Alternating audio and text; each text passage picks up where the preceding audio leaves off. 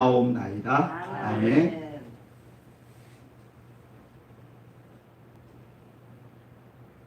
제가 속한 단톡방이 있습니다. 목사님들 204명이 속해 있는 단톡방이죠. 그런데 이 목사님들 안에 논쟁이 붙었습니다. 최근에 이 복지냐 성장이냐 그런 내용을 가지고 서로 논쟁을 하는 것이에요. 한참을 서로 간에 이거니 저거니 이제 이렇게 논쟁을 하는 것이었어요. 그러다 보니까 나중에는 그분들이 되게 은퇴하신 분들이었어요. 이게 시간도 있겠다, 또 평소 가지고 있는 소신이 있겠다 해서 서로 주장을 하는 것이었어요. 얼마나 짜증이 나요. 토요일 아침에 계속해서 이게 수십 건 그 문자를 주고받으니까, 그러니까 이제 그 내용 중에 어떤 분이 이 글을 올렸어요. 안도현 시인의 간격이다라는 그런 내용의 시입니다. 숲을 멀리서 바라보고 있을 때는 몰랐다. 나무와 나무가 모여 어깨와 어깨를 대고 숲을 이루는 줄 알았다. 나무와 나무 사이에 넓거나 좁은 간격이 있다는 걸 생각하지 못했다. 벌어진 대로 최대한 벌어진 한도 붙어 있으면 도저히 안 되는 것을 기어이 떨어져 서 있어야 하는 나무와 나무 사이 그 간격과 간격이 모여 울창한 숲을 이룬다는 것을 산불이 휩쓸고 지나간 숲을 보고서야 알았다. 그런 내용입니다. 그러니까 나무가 붙어 있는 것 같은데 안 붙어 있다라는 거예요. 떨어져 있어야 되는데 떨어져 있지 못하고 너무 붙어 있다 보니까 산불이 나서 모두 다 홀락 타버렸다라는 그런 내용의 글이었어요. 무슨 내용이죠? 서로 다투지 말고 서로 간격을 좀 유지하면서 그렇게 좀 지냈으면 좋겠다라는 그런 내용의 글이에요. 그러자 다른 분이 이런 내용의 길, 마르코 도미니스라고 하는 사람이 쓴 글을 또 올린 거예요. 본질에는 일치를, 비본질에는 자유를, 모든 것에 사랑을 이라는 글이었어요. 그러니까 정말 일치돼야 될 것 말고는 서로 자유롭게 받아들여줘라 라는 얘기예요. 그리고 이제 그 마지막으로 나이너마이런 1회에 한 사람을 사랑한다 라는 시가 있어요. 그 시로서 그 논쟁의 말미를 장식하고 있었어요.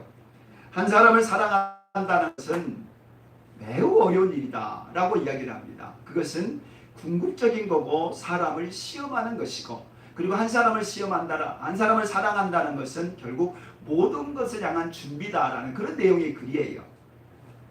나이너마이너 릴케라고 하는 유명한 시인의 글로 이제 마감을 짓고 있는 거예요. 그러니까 한 사람을 사랑한다면 결국 모두를 사랑할 수 있다라는 그런 내용의 글이었어요. 결국 그 논쟁의 끝은 탈퇴하지 않는 것으로 끝이 났어요. 보통 우리가 논쟁을 하다 보면은 관심이 없는 사람들은 미리 나가버리죠. 그리고 논쟁을 하다가 자기 말만 하고 나서 나가버립니다. 나가버리면 더 이상 이제 이야기할 수 있는 장이 안 되잖아요. 근데 그렇게 논쟁을 했었던 분들이 침묵하면서 결국 그 장을 마감을 지었어요.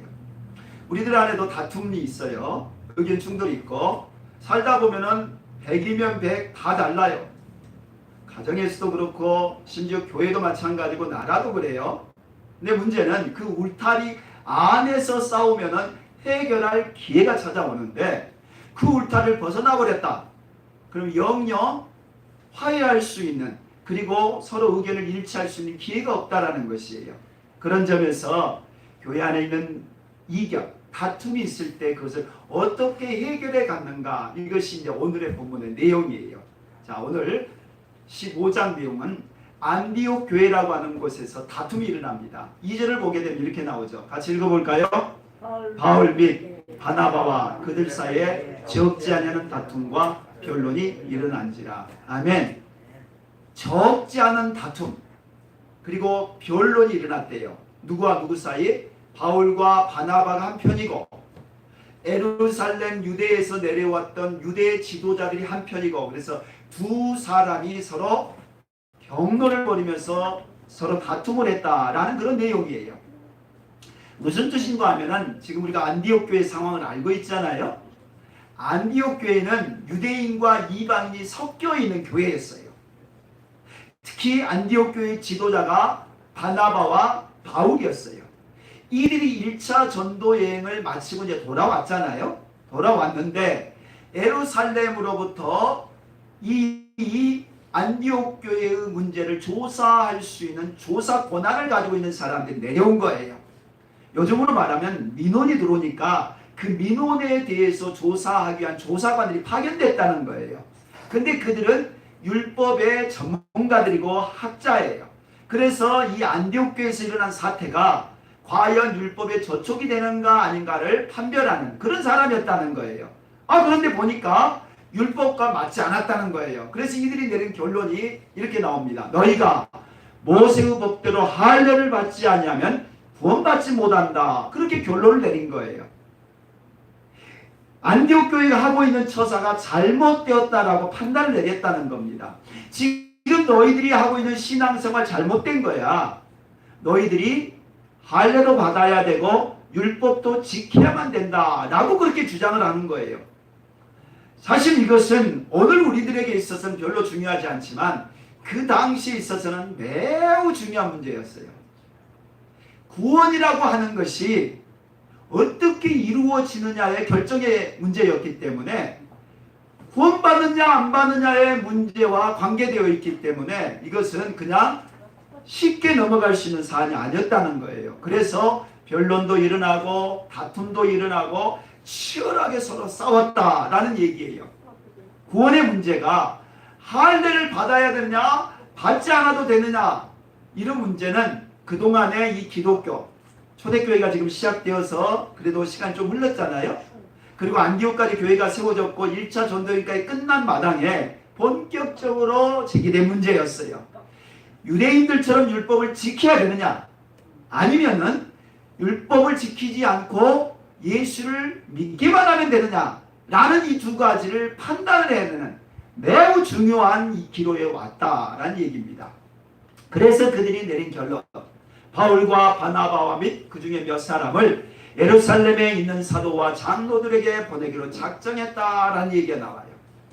자신들의 능력으로 해결할 수 있는 수준이 아니더라는 거예요. 이 문제는 유대교의 근간, 유대교의 뿌리를 흔드는 사건이기 때문에 매우 중요한 문제고 이 중체란 문제는 우리의 힘으로 할 수가 없다 생각이 든 거죠. 그래서 권위자 안디옥 교보다 먼저 세워졌고 또 12사도가 있는 예루살렘 교회에 위임을 한 거예요. 이 문제를 해결해 주십시오라고 사람을 보내가지고 해결을 하도록 부탁을 했다는 겁니다. 그래서 안디옥에서 예루살렘을 향해서 올라갑니다. 자, 지도가 보이시나요? 위쪽이 안디옥이라고 하는 곳입니다. 시리아 지역이죠. 그리고 그 시리아에서 바닷가를 따라서 베니게라고 하는 이방 지역을 따라서 사마리아 지역을 지나가지고 예루살렘으로 가는 여정입니다. 근데 이게 중요한 것이 원래 이들이 가는 길은 다마스커스라고 하는 것이 중간 지역에 있고 그 다마스커스 밑에 갈릴리가 있고 갈릴리를 지나서 유대를 가는 것이 일반적인 코스예요. 근데 이 갈릴리에 유대인들이 있단 말이죠. 그러니까 사도 바울이 그것을 피해서 이방 지역인 베니게를 가고 그 베니기에서 사마리아를 거쳐서 예루살렘 코스를 택했다라는 얘기입니다. 무엇을 말해주는 거예요? 이방인들이 있는 지역을 지나가면서 이방인들이 죽게 돌아왔다라는 것을 간증을 했다라는 얘기입니다. 그러니까 이방인들 입장에서는 좋잖아요. 이방인들이 죽게 돌아온 것에 대해서 보고를 하니까 좋은 일이라고 우리 같은 이방인들도 구원을 얻을 수 있는 길이 생겼다라고 당연히 좋아하지 않겠어요? 그러니까 지금 두 가지 문제가 생긴 거잖아요. 한쪽에서는 이방인들의 구원 문제에 대해서 찬물을 끼얹는 일이 벌어진 거잖아요. 그렇게 하면 안 된다고. 이방인들도 할례 받아야 되고 이방인도 율법을 지켜야 된다라고 말하는 찬물을 끼얹어버린 사람들이 있는가 하면은 한쪽에서는 박수를 치면서 좋아하면서 맞다고 이방인들도 구원 얻을 수 있는 길이 돌아왔다라고 즐거워한 일이 벌어졌다라는 얘기입니다. 안디옥 교회는 의견 충돌이 일어났어요. 그리고 그 의견 충돌은 매우 중차대한 구원과 관계된 문제였어요. 그들은 이 문제를 스스로 해결하지 않았고 예루살렘 교회에 부탁을 했다라는 내용입니다. 두 번째는 예루살렘 교회입니다. 그렇게 해서 이제 예루살렘 교회까지 온 거예요. 4절 예루살렘에 이르러 교회와 사도와 장로들에게 영접을 받고 하나님이 자기들과 함께 계셔 행하신 모든 일을 말하며 아멘. 누가 그랬다는 거죠? 바울과 바나바가 그랬다는 거죠. 그러니까 1차 전도 여행을 다녀왔잖아요. 지도에 보시면은 오른편 위에 있는 이 터키 지방, 소아시아 지방, 이 다소가 있었던 바울의 고향 근처에서 전도를 하고 돌아왔던 게 1차 전도 여행이잖아요. 그리고 나서 이 안디옥에 도착을 했다가 이 분쟁이 일어나니까 그 문제를 해결하기 위해서 올라가는 것이 바로 예루살렘이었다라는 얘기입니다. 그래서 예루살렘에 올라가서 간증을 한 거죠. 우리가 이미 13장, 14장에 살펴보았다시피 비시디아 안디옥에서 일어났고 또 더베에서 일어났고 이고니온에서 일어났고 많은 일이 벌어졌잖아요. 거기서 특히 이방인들이 죽게 돌아왔고 안진뱅이가 일어난 일까지 일어났었잖아요. 그러니까 그 일을 신나게 이제 간증을 한 거예요. 근데 이게 중요한 것은 예루살렘 교회 안에서의 분위기가 바울과 바나바 편으로 기울게 된 첫 번째 분위기를 그렇게 장악을 하는 그런 계기가 됐다 이 말입니다. 그리고 이제 5절입니다. 바리새파 중에 어떤 믿는 사람들이 일어나 말하되 이방인들에게 할례를 행하고 모세의 율법을 지키라 명하는 것이 마땅하다. 바울과 바나바의 의견에 대해서 정면적으로 충돌하는 그런 일이 벌어진 거죠. 근데 사실은 충돌이 아니라 바울과 바나바가 거기서부터 떨어져 나오는 것이죠. 원래는 유대교의 율법이 있었던 것이고 구약의 유대인들이 지켰었던 구약이 있었던 건데 거기에서 기독교가 빠져나오는 것이죠. 하지만 지금 예루살렘 교회는 이미 믿는 사람들로 형성되어진 사도와 장로들 그리고 그리스도인들의 모임이란 말이죠. 그러니까 거기에 소수파가 바로 바리새에서 예수를 믿게 된 사람들, 그들을 할례단이라고 하기도 합니다. 어쨌든 예수를 믿는다라고 하는 바리새인들이 주장을 하는 거예요. 뭘 주장하는 거예요? 예수님을 믿기는 믿더라도 예수님을 믿으니까 우리가 이렇게 모여진 거잖아요. 그러지만은 할례도 행해야 되고 율법도 지켜야 된다라고 주장을 하는 거예요. 그러니까 예수님을 믿긴 믿되 구약의 전통 1500년 동안이나 지켜왔던 이 전통을 하루아침에 없앨 수 없다는 거예요. 그러니까 당연히 할례도 행하고 율법도 지키면서 예수님도 믿어야 된다라고 주장을 하는 거예요. 왜냐하면 이 사람들에게는 목숨보다도 귀하게 지켜온 것이 구약의 율법이었고 할례의 전통이었고 그들의 선민 사상이었단 말이죠. 이것을 하루아침에 바꿔서 그냥 예수님만 믿으면 구원받는다고 하니까 이 사람들이 참을 수가 없었던 거죠. 그러니까 이 논쟁은 양보할 수 없는 것이에요. 1500년 동안이나 지켜왔었던 이 정통, 이것을 하루아침에 바꿀 수 없는 유대인들, 바리새인들의 주장이 있는가 하면은 구원은 예수님을 믿음으로 된다라고 주장하는 이 바울과 바나바의 이 두 입장이 서로 충돌을 하고 있는 그런 상황이다라는 내용입니다. 자, 6절, 7절 같이 한번 읽어볼까요? 이 문제를 다루기 위해 회의를 열었다. 토론이 있은 후에 아멘. 이것은 얼마나 중요한 문제인가 하면은 구원에 대한 것이에요. 구원이 단순한 거 아니잖아요. 구원은 이 세상만의 문제가 아니라 내세의 문제까지 관계된 거잖아요. 돈, 이 땅에 있는 것이에요. 그것도 젊은 날 정도 돈이 필요하지 진짜 나이 늙으면요 돈 못 써요. 건강요 그것도 마찬가지고요. 자식 품 안의 자식이지 그것도 영원하지 않아요. 이 땅에 있는 것은 영원한 게 없단 말이죠. 우리가 소중하게 여기는 목숨마저도 80, 90이 되면 끝난 날이 와요. 영원하지 않아요. 일시적이란 말이죠. 세상에 있을 때 필요한 것이에요. 그런데 구원은 영원하잖아요. 구원의 문제는 이 땅에 있는 문제만이 아니라 죽어서까지의 문제까지를 담보하는 거란 말이죠. 그러니까 구원을 받느냐 못 받느냐 하는 문제는 너무나 중요한 문제인 거예요. 그래서 이 문제에 대해서 토론이 일어난 거예요. 찬성하는 사람, 반대하는 사람, 중립적인 의견이 모두 다 동원되어서 많은 토론을 했다라는 얘기입니다. 요지는 한 가지입니다. 구원은 예수님을 믿는 것 플러스 율법, 아니면 구원은 예수님을 믿음으로 이루어진다. 이 두 가지예요. 그러니까 예수를 믿는다는 것은 모두 다 공통적인 건데 거기에다가 율법이나 할례를 붙여야 되느냐 말아야 되느냐라는 그런 내용이었어요. 간단한 것 같습니다만은 간단하지가 않았던 거죠. 따라서 합니다. 구원은 하나님께 속한 것이다. 착각하지 말아야 되는 것은 구원은 우리에게 속해 있지 않아요. 우리가 어떻게 결정을 했다고 해서 구원받았다라고 말할 수 없고요.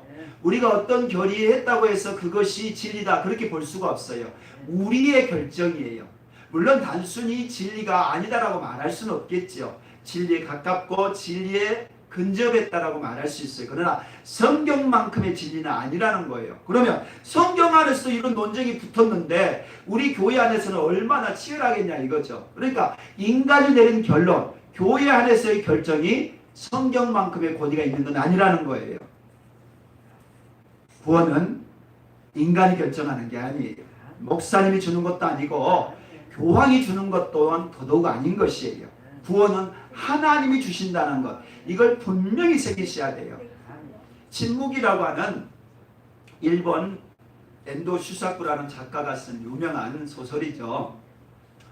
거기는 우리 임진왜란 당시에 그 천주교인들이죠. 천주교인들이 많이 있었습니다. 근데 그 천주교인들이 예수를 믿는다는 것 때문에 이제 박해를 받습니다. 근데 그 처형 방법이 너무나 잔인해요. 거꾸로 매달아 가지고 그러면 거꾸로 매달으면 피가 거꾸로 써서 죽으니까 귀에다가 구멍을 뚫고 한 방울 한 방울 피가 떨어져서 죽이기도 하고, 또 소금물이 들어오는 그 바다에다가 목만 내놓고 있어서 말라서 죽기도 하고, 여러 가지 처형 방법이 많습니다. 너무나 끔찍하고 잔인합니다. 그런데 신부 하나가 조사를 하기 위해서 왔다가 체포가 당합니다. 배신자에게서. 그리고 나서 그 신부에게 해유가 들어옵니다. 네가 만약 여기에 있는 이 예수의 상이 있는데 이 예수의 상을 네가 밟고 지나가면은 너도 살고 저기 있는 5명도 살려주겠다. 그러나 네가 만일 이 상을 밟고 지나가지 않는다면 너도 당연히 죽겠지만 저 사람들도 죽을 것이다 라고 하는 그러한 협박과 해유가 들어옵니다. 자기의 신앙을 지키는 것도 있어야 되지만 자기 때문에 저 사람들도 죽을 수도 있고 살 수도 있는 그런 절박한 상황이었습니다. 그럴 때 하나님이 침묵을 하시는 거예요. 그러자 이 신부가 마지막으로 결정을 합니다. 내가 저 예수님의 상, 예수님이 그려져 있는 화상을 발로 밟기로 결정을 합니다. 그 결정을 했을 때 통역관이 그렇게 말합니다. 이건 형식이라고, 그냥 형식적으로 밟고만 지나가면 된다라는 그런 내용이었습니다. 그러나 그가 그 화성을 밟으려고 할 때 그것은 형식이 아니었습니다. 그가 그렇게 사랑을 했고 그가 그렇게 고귀하게 여겼고 그의 한평생을 성스럽게 여겼던 예수의 상을 자기가 발로 밟아야 했던 것이죠.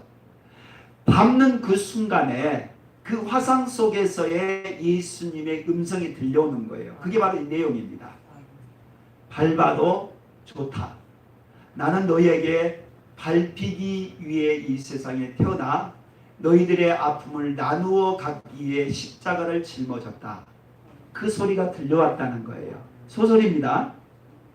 그리고 밟는 순간에 저 멀리서 바구는 소리가 들렸다 하고 이 소설을 마칩니다. 박해의 순간에 예수님을 어떻게 증거할 것인가를 묻고 있는 질문입니다. 이 소설은 과연 구원은 어떻게 얻을 수 있는가를 질문해 주고 있는 거예요. 구원이란 무엇인가를 질문하고 있는 거예요. 화상을 발로 밟았으면은 구원이 없을까요? 우울증에 걸려서 예수 믿는 사람이 극단적인 선택 속에 죽었을 때 구원이 없을까요? 아니 반대로 평생 교회를 충성했고 교회의 모든 걸 다 바쳐서 충성하면 다 구원이 있을까요? 주님을 위해서 모든 걸 다 드렸어요. 그리고 교회를 충성을 다했어요. 심지어는 목회자, 선교사들이 살았어요. 그러면 그 모든 사람들은 다 구원이 있을까요? 두 가지 질문 다 하나님이 판단하실 문제예요. 다시 말하면 구원은 하나님께 달려있다 이 말입니다. 그러나 우리가 여기에 대한 답을 가지고 있어야 돼요. 왜냐하면 박해의 순간이 올 수 있거든요. 죽음의 순간이 왔을 때 우리가 어떻게 할 것인지, 발로 밟을 것인지, 안 밟고 그냥 순교할 것인지는 각자가 선택해야 되잖아요. 그렇기 때문에 오늘 우리가 거기에 대한 나름의 답을 가지고 있어야 된다 이 말이죠. 오늘 예루살렘 교회는 어떻게 이 문제에 대한 답을 내리고 있는가를 살펴보고자 합니다.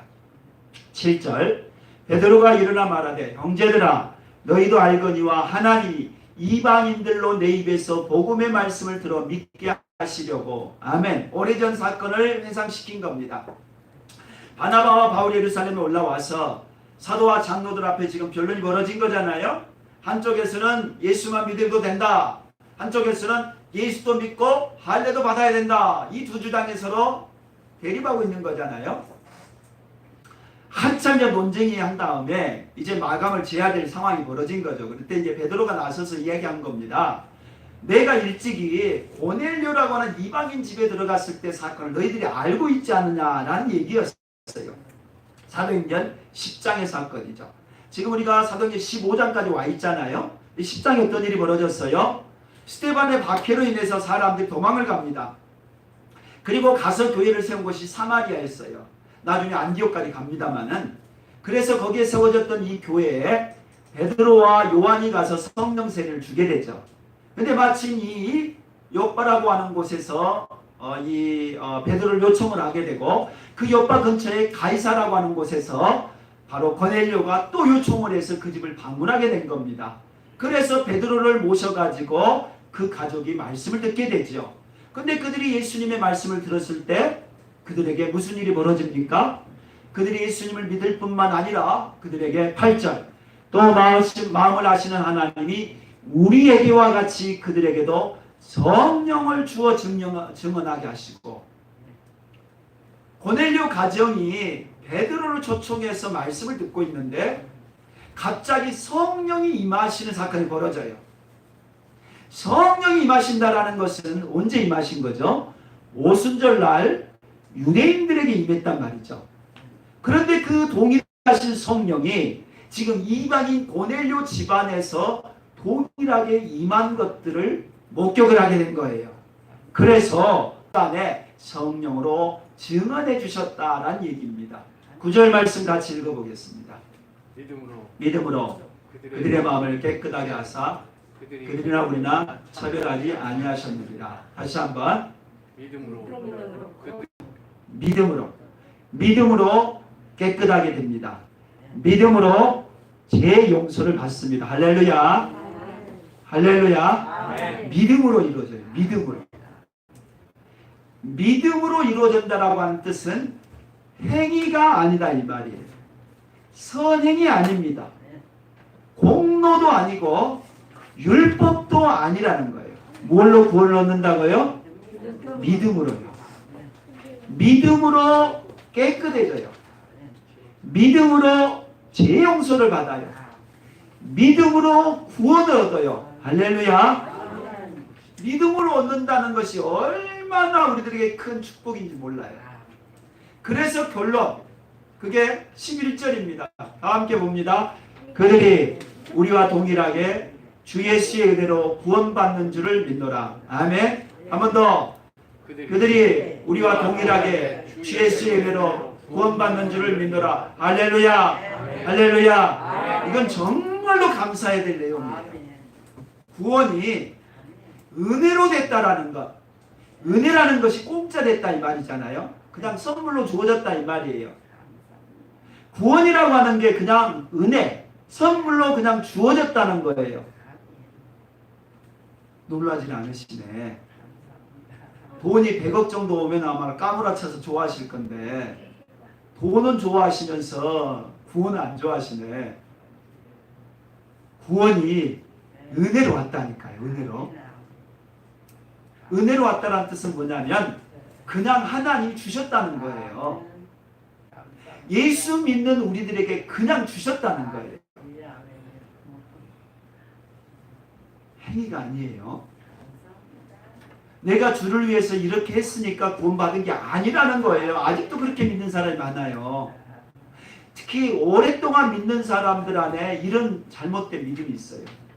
내가 주를 위해서 헌금했고 주를 위해서 기도했고 주를 위해서 충성했고 내가 주를 위해서 열심히 했으니까 구원받는다라고 착각한다니까요. 아니에요. 믿음으로 얻는 거예요.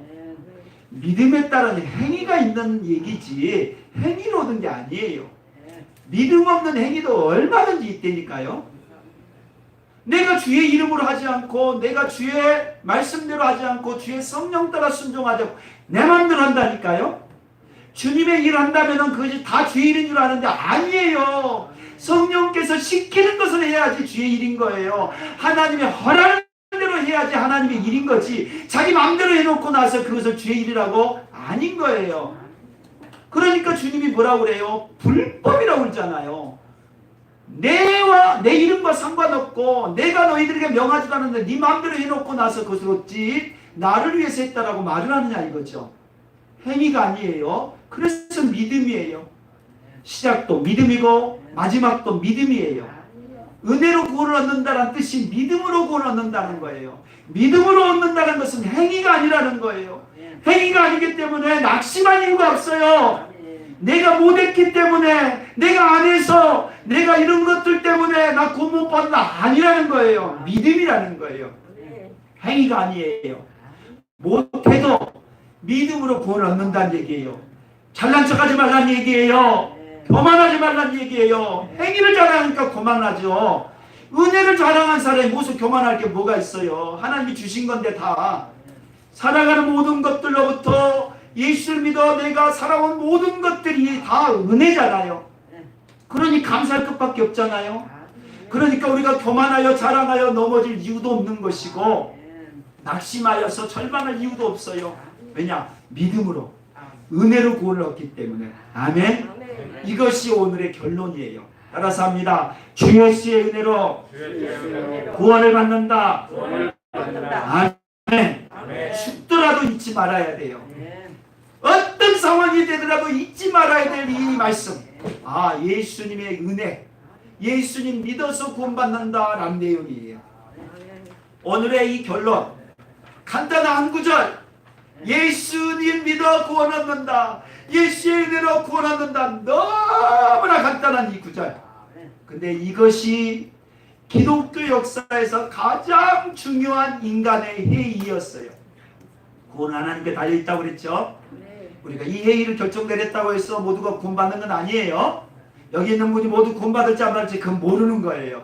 또 여기 안 나온다고 해서 구원 못 받아 그것도 모르는 거예요. 왜냐? 구원은 하나님께 달려있기 때문에. 그러나 우리가 어떻게 예수를 믿어야 되고 어떻게 해야지 구원받는가에 대한 것을 가지고 있어야 되잖아요. 그 중요한 회의가 바로 예루살렘 회의였고 그 예루살렘 회의의 결론이 바로 믿음으로 구원을 얻는다라는 결정을 했다는 거예요. 그러니까 그 후로 모든 교회가 믿음 위에 세워질 수 있었던 것이고 오늘도 이 자리에서도 성경만 갖다 믿으라고 한다면은 목사님 필요 없죠. 교회도 필요 없죠. 성경만 주면 되죠. 그런데 성경을 몰라요. 성경을 안 봐요. 보고서도 못 믿어요. 그렇기 때문에 성경을 설명해주고 설교를 하는 거예요. 결론이 뭐라고요? 예수를 믿음으로 구원을 얻는다는 거예요.